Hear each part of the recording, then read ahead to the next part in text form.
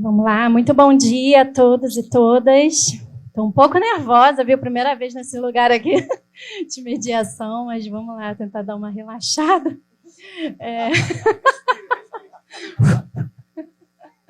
Quero agradecer muito ao Leonardo, ao Rafael, por esse convite. Fico muito feliz de poder estar sempre aqui participando desses encontros, desse lugar de conexão. Eu aqui, como uma favelada, moradora de um CEP considerado área de risco, né?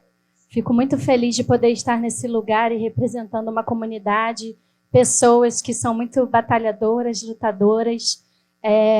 Posso dizer e garantir que mais de 90% das pessoas que moram em favelas são trabalhadores, são famílias que vivem abaixo da linha da pobreza, né? E é sobre isso um pouco que a gente vai falar hoje. Mas aqui na região portuária, mais de 15 mil famílias e pessoas são CLT, assalariadas, muitas com salário mínimo, e é disso que a gente fala na favela, né? A gente falou um pouco hoje sobre violência, mas eu tenho certeza que o CEP desses grandes narcotraficantes não estão no território de favela. Na favela tem muito trabalhador, tem muita gente boa. Eu sou fruto disso. E como eu, estou aqui bem vestida, cabelo esticado, unha feita por faveladas amigas, empreendedoras. Sei que tem muita coisa boa na favela e nós podemos unir forças e fazer da região portuária um lugar de conexão entre o território das comunidades e o Porto Maravilha, e o Porto, e tudo que está crescendo e acontecendo. Ser um movimento de inclusão, né? Então, eu vou começar aqui a passar a fala para vocês. Eu queria começar com o Simval. Muito bom dia, é um prazer conhecer você, responsável pela sustentabilidade social, né? Diretor institucional da Águas do Rio. Vamos falar um pouco sobre a atuação da Águas do Rio, né? Já tem um tempo que a gente tem acompanhado nas comunidades a entrada da Águas do Rio. Eu queria saber um pouco com você, Simval, como tem sido essa relação com as comunidades desde que a Águas do Rio começou e como vocês estão conseguindo implantar essa cultura ESG e monitorar a atuação e a entrada do acesso ao saneamento e acesso à água limpa dentro das comunidades. Bom dia a todos. É um prazer estar aqui. A gente, desde que começou a concessão da Águas do Rio, e está completando agora 3 anos, nós instituímos uma diretoria específica para a comunidade. Então, dentro da nossa estrutura organizacional, tem uma diretoria exclusiva para tratar a área de comunidades. Nós temos na nossa área de concessão cerca de 700 comunidades cadastradas. Só na capital são 500. E que a gente precisava trazer uma tecnologia, uma abordagem completamente diferente da que vinha sendo dada até então. A gente trouxe a EGEA, que é a empresa que controla a Água do Rio. Ela tem uma experiência já em todo o país, são mais de 500 municípios, então tem uma experiência muito grande, vinda de Manaus, onde a gente conseguiu colocar água nas palafitas de Manaus, colocar sistema de esgoto nas palafitas de Manaus e colocar tarifa nas palafitas de Manaus. E isso inspirou muito o trabalho que a gente faz aqui no Rio. O que a gente sabe é que, desde que você traga um serviço de qualidade, desde que você acabe com aquela divisão que existia de cidadão de primeira categoria na parte do asfalto, de segunda categoria na comunidade, as pessoas moradoras da comunidade elas vão ter disposição a pagar, elas vão aceitar esse serviço e elas vão lhe ajudar a fazer com que o saneamento entre nas áreas até então não atendidas. Um ponto que a gente tem assim importante é que a gente criou também um sistema chamado de setorização, setorizadas. A gente entra na comunidade regularizando o serviço, fazendo todo o cadastramento, e ficam 2 pessoas a cada 4.000 pessoas responsáveis por aquela área. Ou seja, nós deixamos 2 síndicos, né, respondendo por aquela área e, preferencialmente, pessoas que vieram daquela comunidade onde a gente está atendendo. Nós hoje temos 8.000 colaboradores, sendo que 4.000 são oriundos de comunidade.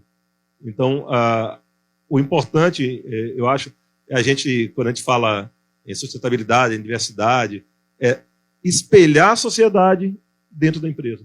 Então, quando você traz o perfil da sociedade para dentro da empresa, a discussão se dá de maneira muito mais fácil.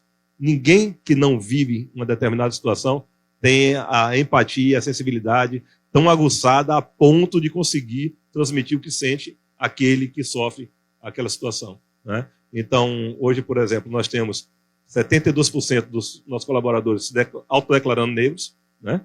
E nós temos metade dos nossos colaboradores vindos de comunidade.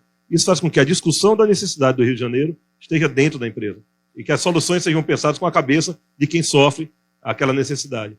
Então, isso eu acho que dá uma facilidade maior para implantar os projetos e para poder ter sucesso no acesso às comunidades. Um ponto também que, apesar da gente hoje dispor e atuar com o que tem de mais avançado em termos de tecnologia, nós, por exemplo, não abrimos mão da leitura sendo feita do hidrômetro por pessoas casa a casa, né? Nós poderíamos ter começado a investir em leituras remotas, em distanciamento do usuário.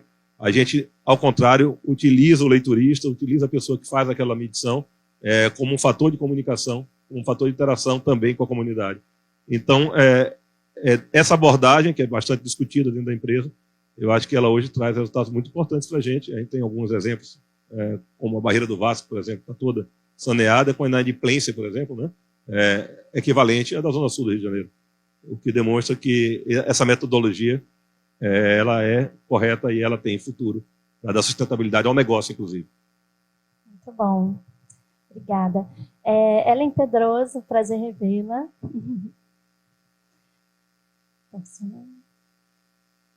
Alô? Agora foi. A L'Oréal, ela já é conhecida por um trabalho global, né, sobre equidade de gênero e inclusão.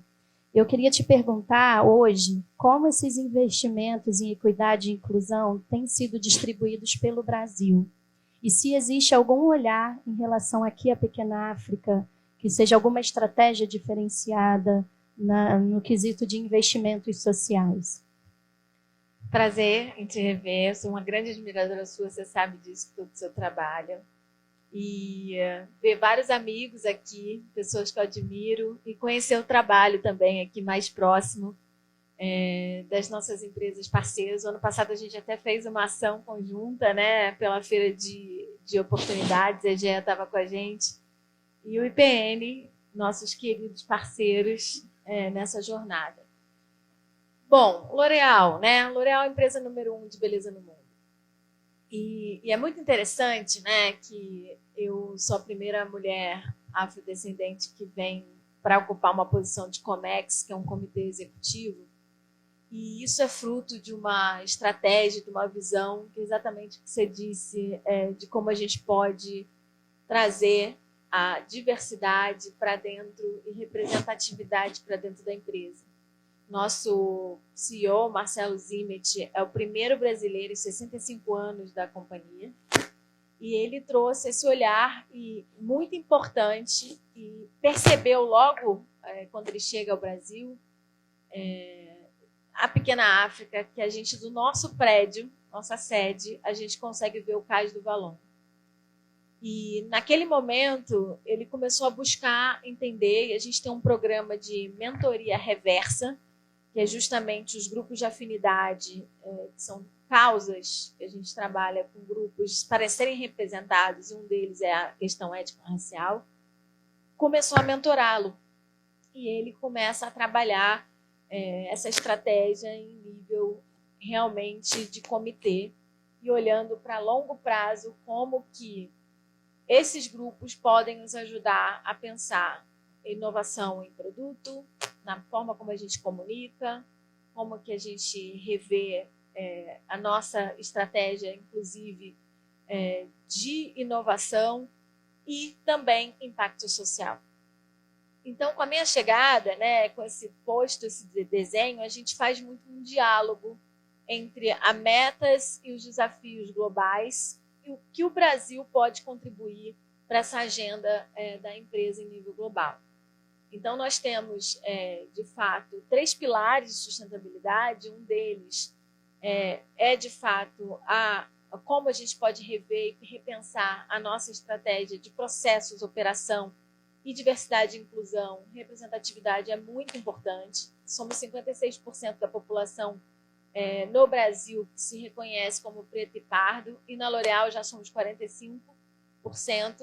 Estamos chegando aí à meta do Mover, que é um movimento de equidade racial, no qual também somos fundadores, com mais de 50 empresas que se organizaram e se uniram em prol de uma meta coletiva, né? E a ideia é que a gente olhe também, não só para a inclusão, mas para posições de liderança. Então, 22% é a meta do Mover, né, para que as empresas alcancem, e nós já estamos em 21%. Então, é uma agenda que começa olhando para esse pilar de como a gente transforma o nosso negócio. Os outros 2 pilares são complementares, porque tem um olhar muito importante para como a gente empodera o nosso ecossistema. Isso fala muito de usar essa força da L'Oréal, essa marca, essa potência, para protagonizar e influenciar, né, o ecossistema, e aí vai desde fornecedor até realmente as comunidades no qual a gente está presente, e como a gente contribui para os desafios do mundo. E para isso, a L'Oréal globalmente tem fundos. Então a gente tem o Fundo para Mulheres, o Fundo de Emergência Climática, o Fundo de Regeneração da Natureza. Agora está sendo lançado um fundo específico para inovação focada em sustentabilidade, inovações para o setor da beleza. Então, a gente está acessando esses recursos. Então, o nosso trabalho na minha diretoria é, de fato, tentar fazer essa aproximação e acesso aos fundos. Então, a cada 3 anos, a gente aproxima e tenta fazer um diálogo. Foi o ano passado, em 2024, a gente conseguiu um compromisso do grupo de atender 13 mil mulheres no Brasil, sendo quase 1.000 mulheres indígenas, e aí a gente tem projetos nacionais e projetos focados também na área norte e nordeste, mas a gente fez questão de, aqui no Sudeste, concentrar maior esforço na Pequena África. Então, a gente tem alguns parceiros específicos trabalhando com a gente por 3 anos, e a ideia é que a gente renove a partir de 2026 também essa parceria. E a gente tem caminhos, né? E aí, muito alinhado com essa visão global, a gente não consegue pensar em prosperidade sem inclusão, né? E oferecer oportunidades específicas para populações da região que possam ter educação, e é o que a gente chama de inclusão produtiva, é o nosso grande mote, né? O grande caminho. E, em especial, mulheres. Porque a gente sabe que mulheres negras ainda ganham 20% menos que mulheres não negras. Quando a gente olha para a comparação da empregabilidade, as mulheres, elas estão muito mais à frente, já ultrapassamos nas 5 regiões do Brasil a capacidade e o acesso à educação, mas quando a gente olha para a lógica da empregabilidade, nós ainda estamos 30%, 40% a menos do que os homens, e quando a gente compara os salários com os homens, ainda é menor. Então, um caminho também muito essencial para a inclusão é não só pensar na educação para a empregabilidade, mas também para o empreendedorismo. Então, nesse sentido, a gente tem as nossas escolas de beleza, a gente tem alguns programas focados também na formação, e um deles é o caminho também para a gastronomia, e a gente tem alguns projetos aqui na região olhando para esse sentido. Mas a gente fez um mapa de empreendedores também, e aí eu não sei se a gente vai ter outra rodada de pergunta, mas a gente fez um mapa com CIEDs, que a gente vai lançar no mês que vem, mapeando 185 empreendedores, e aí a gente descobre ali, né, de quantos realmente tem um desafio ainda de empreendedorismo pela necessidade e não por perfil. Então a gente tem aqui um caminho como região, empresas que estão aqui, esse é muito o nosso chamado, para olhar para esse mapa e buscar, de fato, como que a gente pode contratar, né? E a gente fala aqui, tem fotógrafos, tem designers, tem áreas de cultura, de esporte, projetos que a gente às vezes não tem acesso, e esse mapa pretende dar luz para esse momento. Então, um pouco como a gente está fazendo a feira, né, que a gente fez nos nossos 65 anos. Então, sempre buscando, foram 10 mil vagas entre cursos e também empregabilidade, e a gente fez isso em parceria. Então, é muito bonito ver uma mesa como essa. Agradeço ao clube pelo convite, nossos parceiros, porque, de fato, é muito a nossa missão aqui na Pequena África, é promover esse diálogo e conexão entre quem tem oportunidade para quem está oferecendo o seu serviço. É isso. Obrigada, Ellen. Leonardo, vou passar a fala para você. Antes de te passar, eu queria dizer que a pobreza, né, essa questão da desigualdade, a pobreza deixa as famílias mais vulneráveis e suscetíveis à violência, né? Eu sei que a Enel tem a sede aqui na região portuária, eu sei que aqui não é uma área de concessão da Enel, né? Mas com relação à sede estar aqui, até a sua presença aqui, mas querendo também provocar e entender, existe alguma intenção da Enel, um desejo de investir em projetos sociais ou ambientais aqui na região do Porto Maravilha?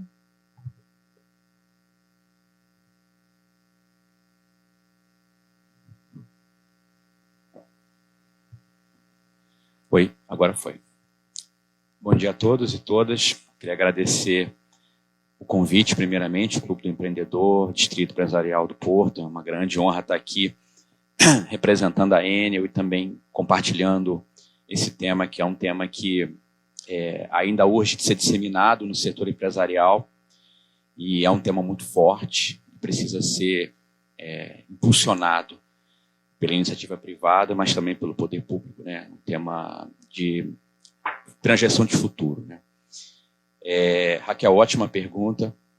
Vou contar um pouquinho da história da chegada da Enel aqui no ecossistema do Porto.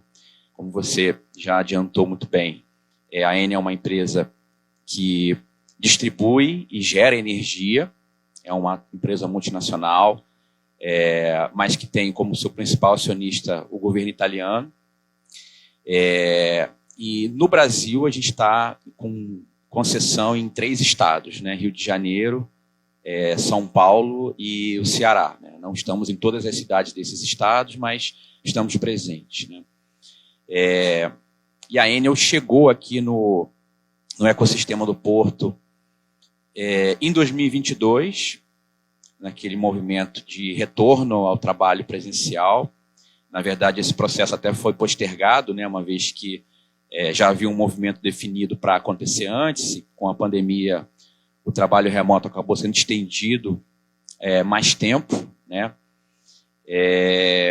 E nós, então, iniciamos, de fato, um trabalho em 2022 de ocupação daquele espaço do Aqua, que é um prédio que foi até falado aqui hoje mais cedo pelo colega que discursou sobre o tema portuário, que é um prédio ainda um pouco isolado, né, do entorno, né? A gente tem alguma dificuldade ali ainda de mobilidade para conseguir acessar serviços, mas estamos vendo todo esse movimento de empreendimentos que estão subindo aqui para 30 mil moradias, né? 30 mil pessoas que vão morar aqui na região e vão impulsionar e vão trazer economia, riqueza também para cá.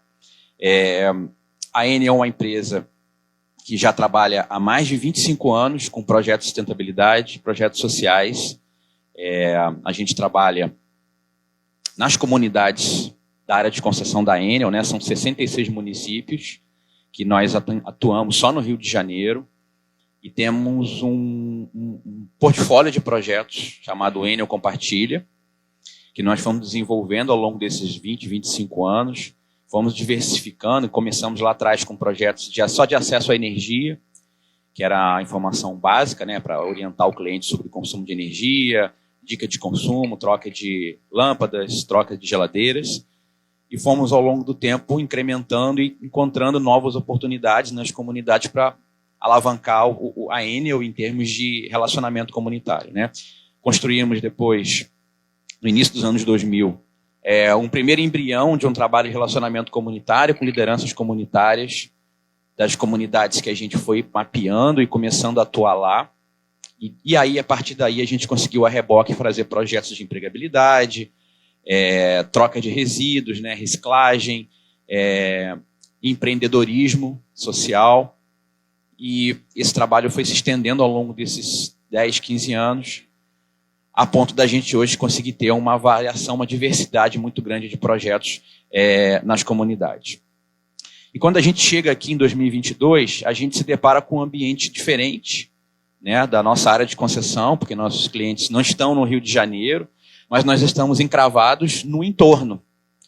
E temos uma atuação já bastante consolidada em comunidades, acesso a favelas, pela Enel e pela área de sustentabilidade. Eu sou, por formação, sociólogo e milito já nesse tema há bastante tempo, sou formado pela UF, e a gente acaba que implementa, de alguma maneira, dentro do setor elétrico também, esse tipo de academicismo, né? Tá inerente, né? Tá no sangue. Então, o que a gente hoje vislumbra e já vislumbrou e está fazendo e pode vir a fazer mais, né? A gente tem uma potência muito grande na Enel, que é a oportunidade de acessar recursos, leis de incentivo, especialmente esporte e cultura em âmbito estadual, para impulsionar projetos, e aí a gente não tem obrigatoriamente que ficar só preso à área de concessão. Então, a gente já acessou algumas vezes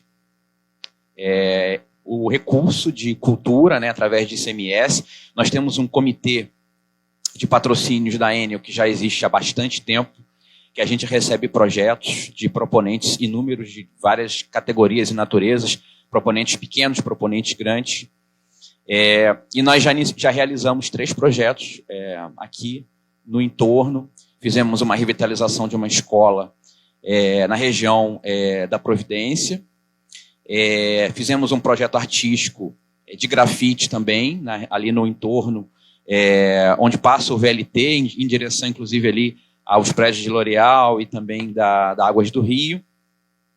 E fizemos um trabalho muito bacana também com uma agência, uma startup, que trabalha com inclusão digital para moradores de comunidades. Nós impulsionamos esse projeto com investimento e conseguimos formar também uma turma nova de alunos que vieram para esse trabalho de inclusão digital e capacitação. É uma agência chamada 42 Rio, que ficava exatamente no Aqua e agora está atrás ali da Marquês de Sapucaí, faz um trabalho espetacular de formação e capacitação para o mercado de trabalho com jovens moradores de comunidades. Então, fizemos já 3 projetos. Aqui também no entorno a gente tem uma oportunidade fantástica de apoiar, e pretendemos apoiar no futuro, a Vila Olímpica da Gamboa, que está ali coladinha na gente, né? E temos também ali coladinho a Ação de Cidadania, que é um parceiro super antigo nosso. Já trabalhamos muitas vezes com ações humanitárias, utilizando a Ação de Cidadania como um mecanismo de apoio humanitário. Aqui no Rio a gente tem, infelizmente, um cenário de tragédias de chuvas que se repetem muito, e a gente já atuou bastante e conhece bem o trabalho que eles fazem ali, naquele galpão que eles têm próximo a gente ali, e a gente já apoiou e financiou bastante movimentos humanitários para desenvolvimento e apoio de curto prazo ali para famílias que perderam tudo ou que estão, de repente, iniciando ali um novo ciclo de vida através de cartão Recomeçar que o governo do Estado apoia, e a gente também entra ali com apoio financeiro ou estrutural, né? Então, a gente tem bastante caminhos ainda para trilhar enquanto grupo econômico, a Enel. Setor elétrico, em termos de serviço essencial, né, no Brasil, eu acho que é o setor mais complexo que tem. Nós somos regulados pela ANEEL, né? A gente é uma concessão do governo federal. Então, a gente, por mais que seja uma empresa privada, a gente segue uma regulamentação do governo, a gente responde ao Ministério de Minas e Energia, responde a uma agência nacional, e a gente tem um grande desafio hoje de chegar até o nosso cliente, vencer desafios estruturais que são muito críticos, né? Para vocês terem uma ideia, a Enel, ela hoje tem uma taxa aí de cerca de 22% de perda de energia, que a gente não consegue converter em faturamento, né? Porque a gente perde. Essa energia perdida a gente chama de perda não técnica, que é o conhecido furto, né? E isso impacta na conta de energia das pessoas, porque uma parte dessa perda é reconhecida pela ANEEL, mas a outra parte não é reconhecida. A distribuidora precisa absorver sozinha esse custo. Então, isso gera um sobrepreço na tarifa de energia, né? Anualmente, a tarifa ela é reajustada através de reajuste tarifário que a ANEEL publica. Aqui no Rio são sempre nos meses de março. E o desafio é como a gente entrar em comunidades de alta complexidade, de uma forma que o cliente entenda o que a empresa está fazendo ali, e de uma forma não agressiva. Como é que a gente consegue construir uma comunicação não violenta com a comunidade que a gente atua? E a gente trabalha com justamente os projetos que a gente desenvolve, com iniciativas. Estamos procurando novas parcerias, inclusive, para modelos de negócio em áreas de risco novos, porque é um desafio muito grande. Temos bastante interesse em conhecer aqui, né, nesse entorno da Providência, o trabalho, por exemplo, que a Ellen trouxe aqui. Eu acho que até vou trocar cartões com você, porque me interessa muito conhecer, e também com o Simval da Águas do Rio. Já estive, inclusive, num bench lá com vocês o ano passado, mas a gente precisa reconhecer humildemente que temos muito a aprender, né?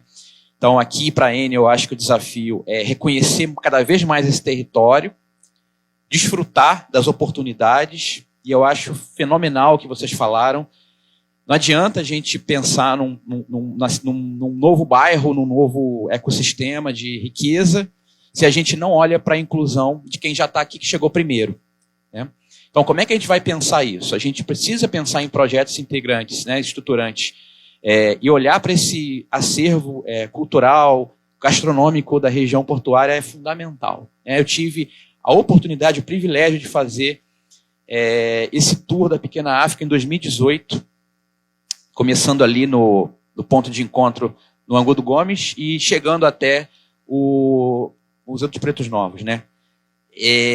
Sensacional, fiquei arrepiado no final ali, quando a gente chega ali na sede da associação, conhece, né, a descoberta cultural recente, né, do Cais do Valongo, que até então era desconhecido da população, e como é que o setor privado, as empresas conseguem se conectar com esse acervo cultural, implementar projetos. A gente é totalmente aberto a pensar novas parcerias, trocar oportunidades aqui de investimento, porque a Enel ela acredita na diversidade, ela acredita em integração com o entorno. Sim, a gente tem um grande desafio de se integrar em relação às operações que nós temos, né? Temos operações aqui, por exemplo, de construção de subestações, mas também temos integração de construção de sistemas solares, eólicos nas usinas que nós temos no Brasil, espalhadas no país.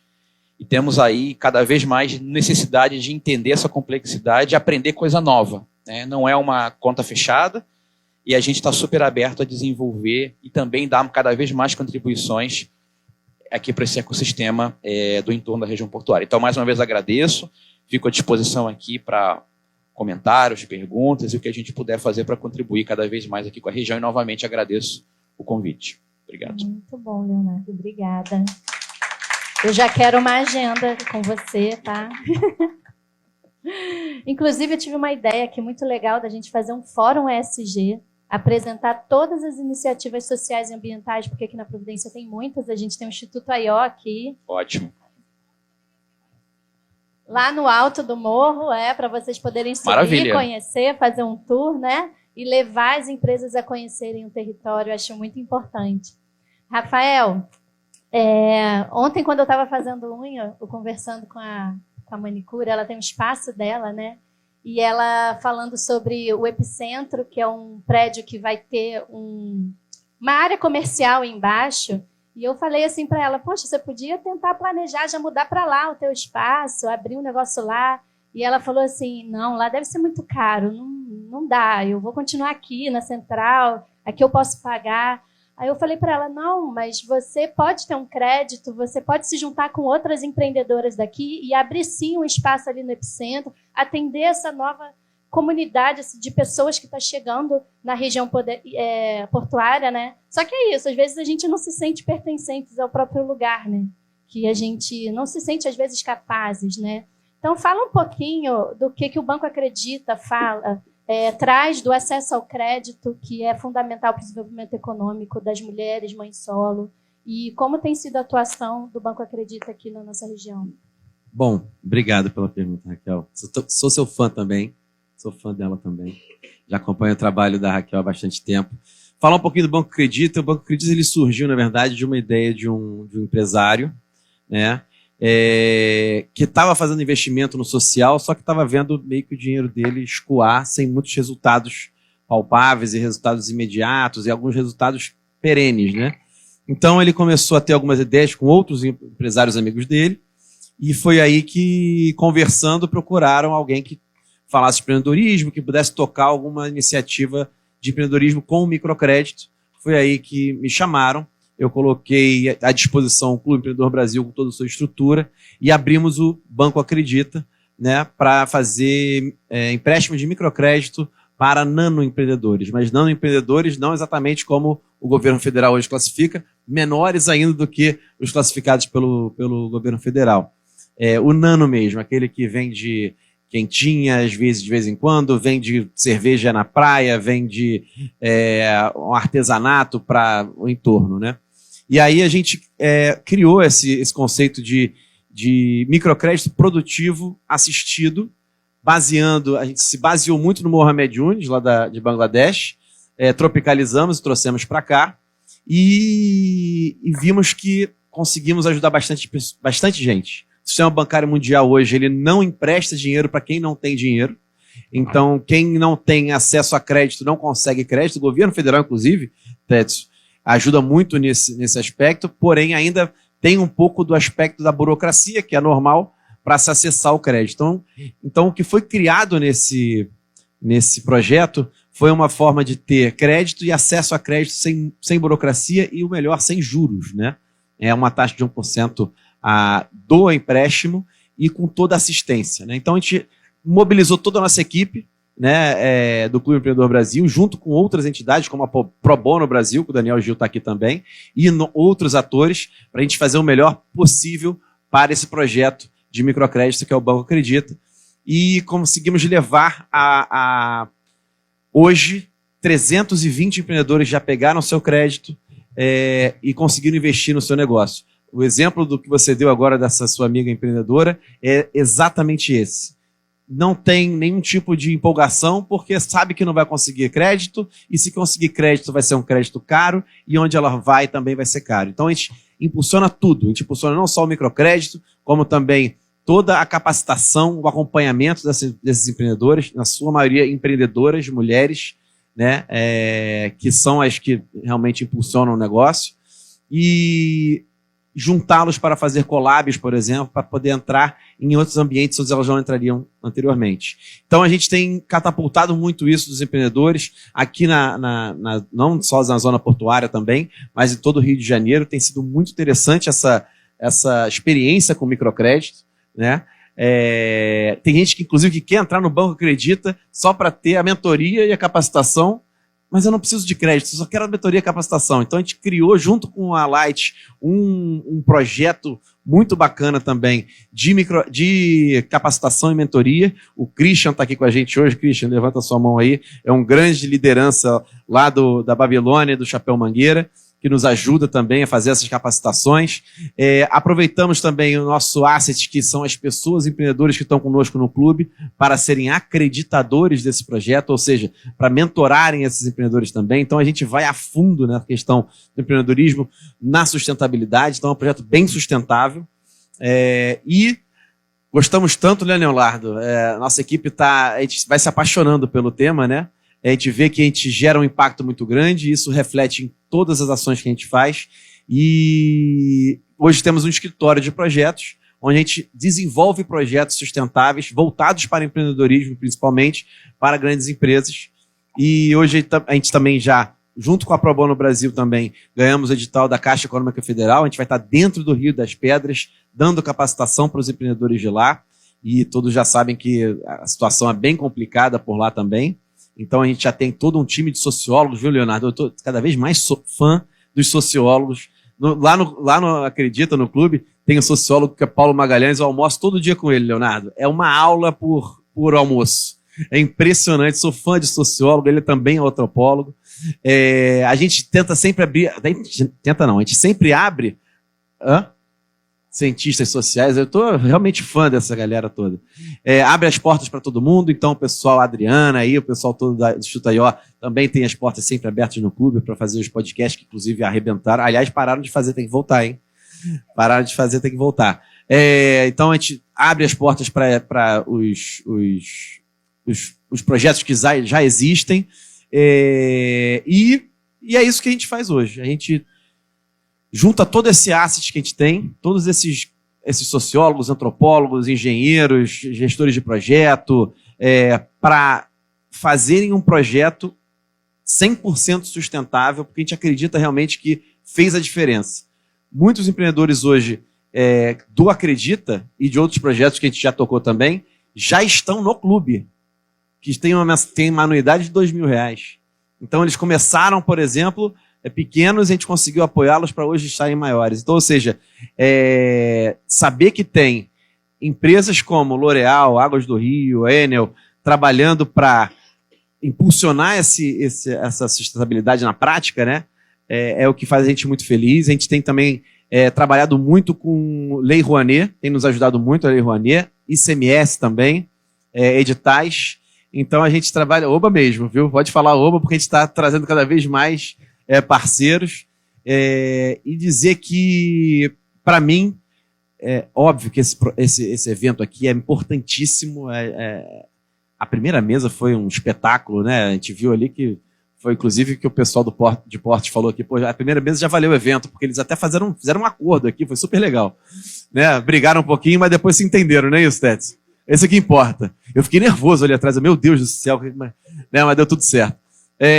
Mas essa mesa aqui de sustentabilidade, para mim, é mais importante hoje. Quando a gente mexe na base, a gente muda tudo. Né? A L'Oréal entendeu isso muito bem. Assim, eu sou um fã também das ações da L'Oréal aqui no Porto, acompanho de perto, e a gente se apaixonou por esse tema, se apaixonou pelo terceiro setor, né? Trabalhar com o terceiro setor é muito importante, e juntar os 3 setores é o mais importante ainda. A gente está aqui exatamente para fazer isso acontecer. Né? Então, eu acho que os empreendedores que estão com a gente aqui hoje, a Fátima, por exemplo, veio falar comigo ali agora, eu quero fazer parte desse negócio aí de ser mentor do Acredita, é ótimo, é isso, vem para cá também. Né? Então, a gente sempre está trabalhando para trazer essas pessoas, alavancar. O pessoal do Código Brazuca está aí com a gente também, está lá no Maravalha, o Daniel do Maravalha também está conosco, a Leia, que trabalha com cultura pra caramba, ou seja, a gente traz tudo para perto, junto, para a gente poder alavancar cada vez mais negócios e mostrar que, assim, só para finalizar, tem uma frase, eu sempre repito essa frase, quem vai em minhas palestras ou vai em eventos, sempre vê eu falando sobre isso. O Timmons falou lá em 91, né, que a Revolução Industrial foi para o século passado, o empreendedorismo é para esse século. Tenho certeza absoluta disso. Não vai ter emprego para todo mundo. Né? As pessoas hoje que são empreendedores por necessidade acabam sendo empreendedores por perfil, porque não tem jeito, vai ter que fazer tudo, né? Vai ter que empreender, e a gente está aqui para ajudar essa gama de pessoas que estão aí para empreender.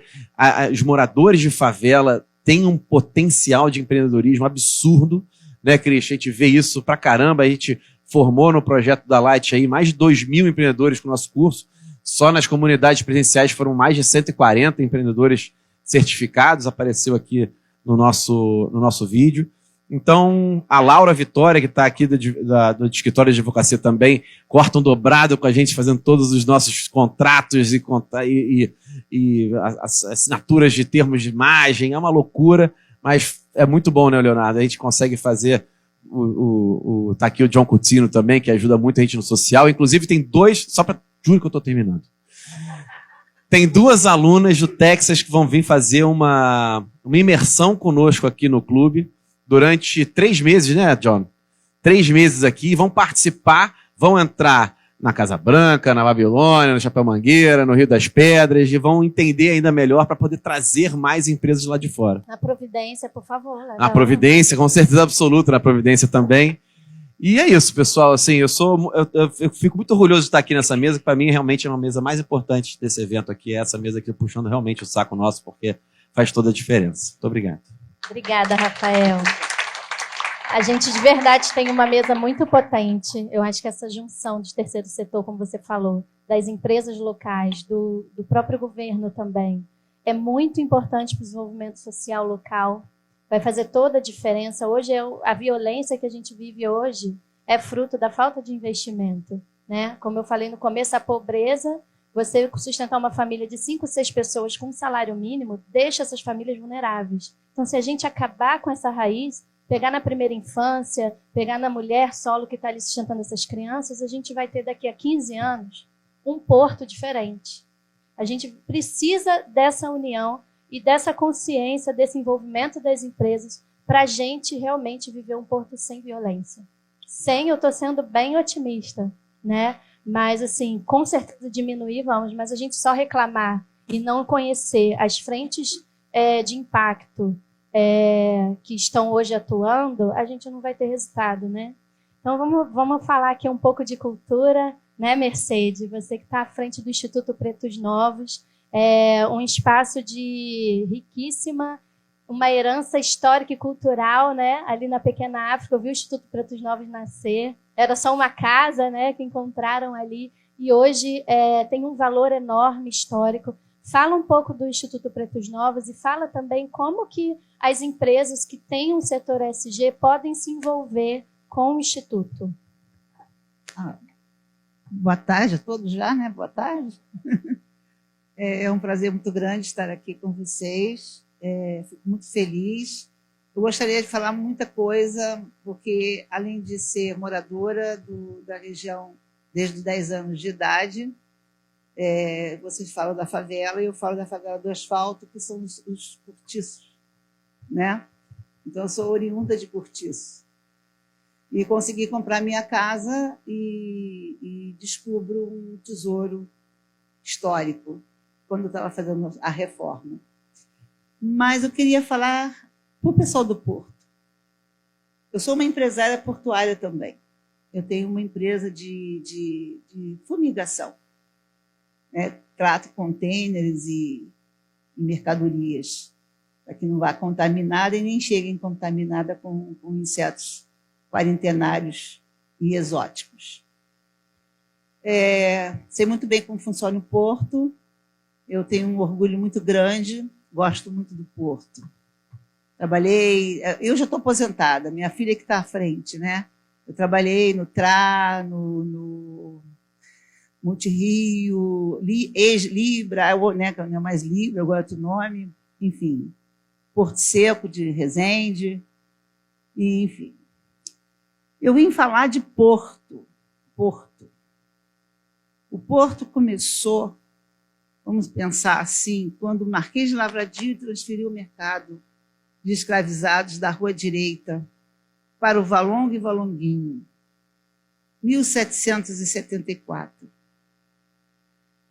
A região era uma região tranquila, era rural, você tinha o Morro da Providência, eram chácaras, o Morro da Saúde era chácaras também, um lugar lindo, maravilhoso de pescadores. Marquês de Lavradio transfere o mercado de escravizados. E o Porto era na Praça 15, né? Como se todo mundo nunca esfarrou. Então, transfere o maior mercado de almas de cativos africanos para o Valongo e Valonguinho. Começa aí a área portuária. E aí se passou até 1830. Não vou contar a história toda, porque não dá. É uma história muito triste, uma história belíssima. E eu luto muito, eu brigo muito para não perder essa história. A minha família tinha, além da nossa casa, nós temos 2 imóveis ao lado da nossa casa, que era para ampliação. Seria a garagem, porque minha casa é preservada, a fachada, e eu não posso fazer garagem da minha casa, então esse imóvel que a gente comprou ao lado era para fazer uma garagem, um quintal maior, etc. e tal. Não conseguimos fazer isso, porque ao encontrar as ossadas, e principalmente muitas ossadas de criança, Ao contrário que se pensa que os escravizados eram aqueles homens fortes, aqueles negão grandão. Não. Eram pré-adolescentes e adolescentes e crianças também. Nós lançamos agora um livro através de uma emenda parlamentar que fala... Não, é o livro... Até ali, esse livro grande que está com o senhor. Aí é um resumo dos livros de óbitos, o que restou da Igreja de Santa Rita. Aqui tem a transcrição dos 2 últimos livros de óbitos que resistiram ao tempo, de 1818 a 30, e 24 e 30. Para trás se perdeu, não se sabe mais nada. Quem for ler isso aqui vai ter muitos arrepios e vai chorar. Você, por exemplo, fulano de tal mandou enterrar uma preta nova vinda do Lazareto e desembarcou no navio, desengano, né, no Manaus, que existia naquela época. Além disso, também mandou enterrar uma cria sua e uma moleca, ou seja, a mãe e os filhos. É assim que é esse livro. Conseguimos convencer o cônego lá da Cúria para que nos deixasse digitalizar e mostrar isso aí. Eu pedi à L'Oréal, inclusive, para que ela nos ajudasse a fazer mais livros desses, mas, graças a Deus, o nosso secretário de Cultura vai nos ajudar com um fundo do ISS, porque tem que sair rápido, né? Porque...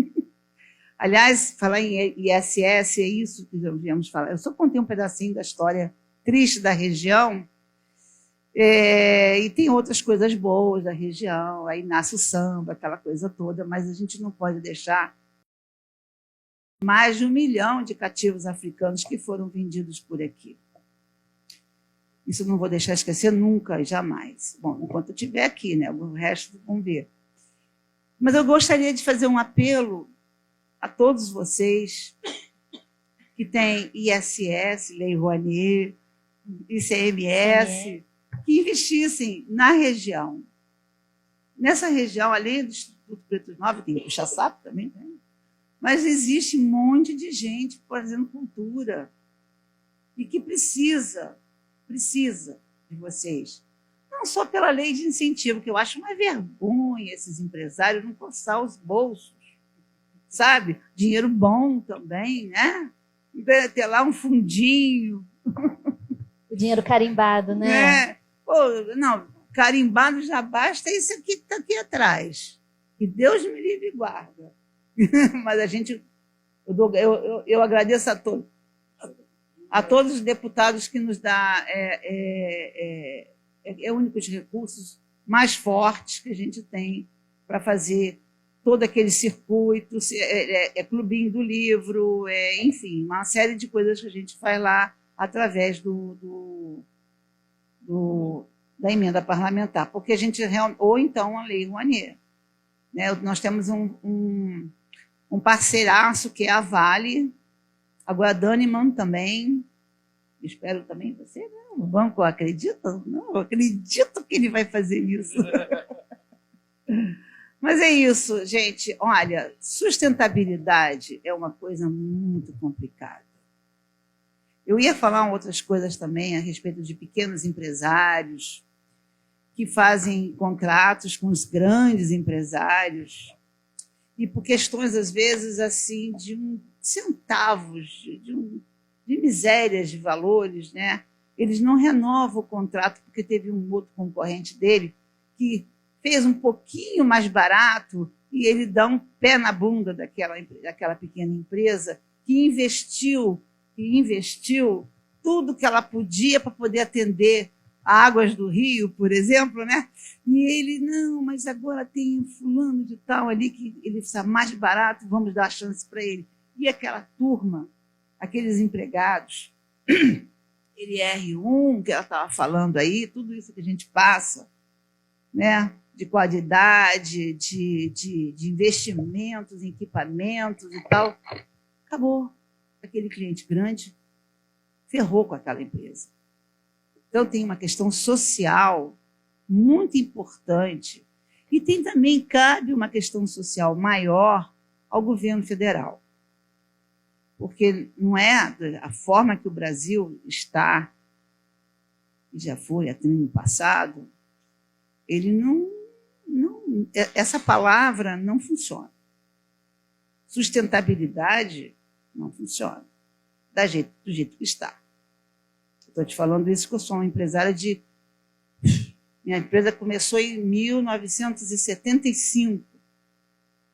Estou bem cascuda, né? E eu passei por diversas crises nesse país, mas diversas crises. E essas crises te faz forte às vezes, mas muitos são derrubados. Muitas pequenas empresas não passam dos 7 anos. Tem estatística disso.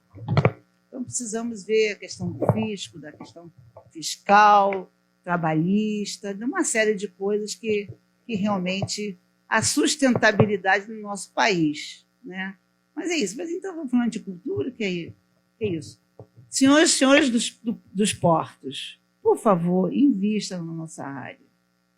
Nos ajude, não é a mim só, ao Instituto, mas a todos ali.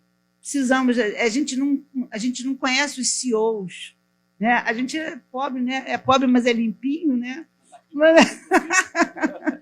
Mas a gente precisa desses CEOs perto da gente, sabe? E investir nessa área. E isso é uma dica. O Caju tem muito o que fazer, tem muito que fazer. Até o Mercado São Sebastião vai fazer uma área portuária maravilhosa. Né? Escavagima, que está lá abandonada. Isso tudo ali você pode revitalizar e fazer maior porto do Brasil, talvez. Vamos lá, virando Paranaguá, né? Mas é isso. Muito obrigada, gente. Obrigada, Mercedes. Eu gostaria de passar mais uma rodada, mas infelizmente o nosso tempo acabou. Só uma... Claro. Desculpa, a Luana vai me matar. Mas é o seguinte, o que foi falado aqui, exatamente, pela Mercedes,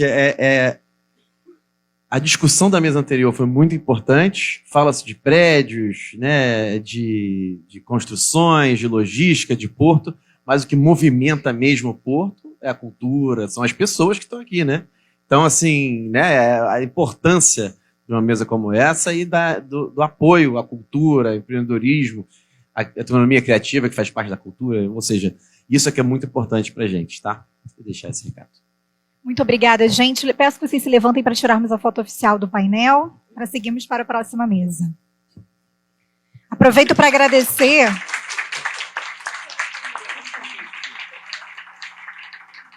Aproveito para agradecer aos participantes da mesa ESG Sustentabilidade na Prática. A gente agradece também aos patrocinadores pelo reconhecimento da FAPERJ, CURI, Portos Rio e Sindoperj.